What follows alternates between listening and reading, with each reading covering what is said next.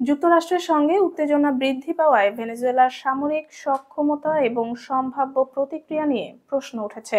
সম্প্রতি মার্কিন president Donald Trump বলেছেন, ভেনেজুয়েলা এবং এর আশেপাশের আকাশসীমা পুরোপুরি বন্ধ করা উচিত। যদিও তিনি বিস্তারিত ব্যাখ্যা দেননি। মন্তব্যটি এসেছে এমন সময়ে যখন ওয়াশিংটন প্রেসিডেন্ট নিকোলাস মাদুরোর উপর ক্রমাগত চাপ বাড়াচ্ছে। ট্রাম্প আগে থেকেই ক্যারিবীয় ও প্রশান্ত মহাসাগর অঞ্চলে কথিত মাদকবাহী নৌযানগুলোতে হামলা চালানোর হুমকি দিয়েছেন। ইতোমধ্যেই এসব হামলার প্রায় ৮০ জন নিহত হয়েছেন, যদিও যুক্তরাষ্ট্র এখনও নৌযানগুলোতে মাদক থাকার কোনো প্রমাণ দেখায়নি। বিশ্লেষকরা আশঙ্কা করছেন এই নৌযান হামলা শেষ পর্যন্ত স্থল হামলায় রূপ নিতে পারে। যুক্তরাষ্ট্রের সামরিক সক্ষমতার সঙ্গে তুলনা করলে ভেনেজুয়েলার সামরিক ক্ষমতা খুব সীমিত।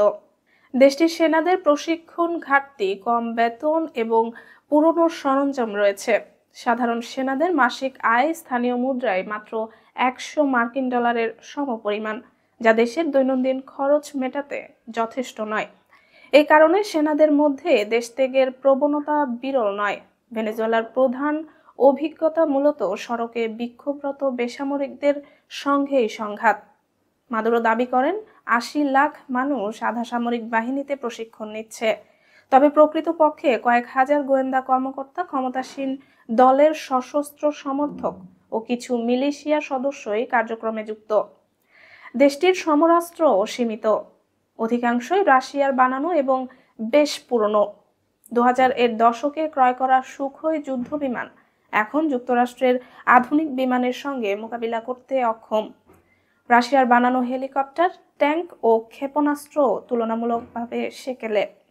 রয়টার্স ও অন্যান্য সূত্র বলছে, যুক্তরাষ্ট্রের হামলার মোকাবেলায় ভেনেজুয়েলা গেরিলা কৌশল গ্রহণ করতে পারে।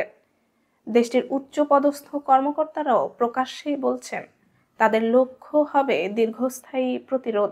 ২৮০-টিরও বেশি ছোট সামরিক ইউনিট ছড়িয়ে পড়বে এবং গেরিলা কৌশলে মার্কিন বাহিনীকে বিঘ্নিত করার চেষ্টা করবে। মাদুরো জানিয়েছেন, ভেনেজুয়েলার কাছে রাশিয়ার বানানো ৫,০০০ ইগলা ক্ষেপণাস্ত্র রয়েছে, যা ইতোমধ্যেই মোতায়েন করা রয়েছে। হামলার সময় বিভিন্ন ইউনিটকে ছড়িয়ে গিয়ে লুকিয়ে পড়ার নির্দেশনা রয়েছে। সরকার বিরোধী গোষ্ঠী ও কিছু এনজিও মাদুরো ও ভেনেজুয়েলার সামরিক বাহিনীর সঙ্গে মাদক চোরাকারবারিদের যোগ সাজসের অভিযোগ করে আসছে। তবে কারাকাস এই অভিযোগ অস্বীকার করেছে এবং বলছে, যুক্তরাষ্ট্র ভেনেজুয়েলার তেলের বিশাল রিজার্ভ দখল করতে চাইছে।